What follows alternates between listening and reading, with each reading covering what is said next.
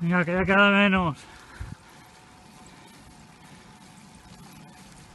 Menos para el año que viene. Se acaba. ¿Qué va? ¿Cómo lo llevas? Bien, bien. ¿Eh? Bien, bien. Bien, bien.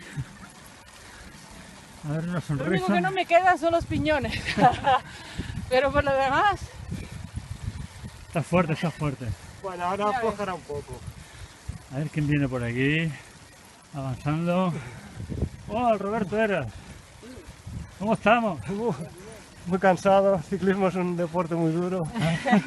¿A dónde has dejado? ¿A dónde?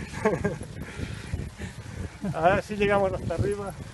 Hasta que no se cruza la meta no... Ay, no puedes decir muy cansado porque si no paro ¿Y ya usted qué hace directamente. dándole los pedales aquí delante? Como mucho tal? te permite un poco Tirando cansado. del grupo, Deporte cansado. el gregario de la mañana. Bueno, en general sí. Alguien tenía que hacerlo. Claro. Pero no digas estoy muy cansado porque si no me Venga, va, muero. que queda poco para sprintar.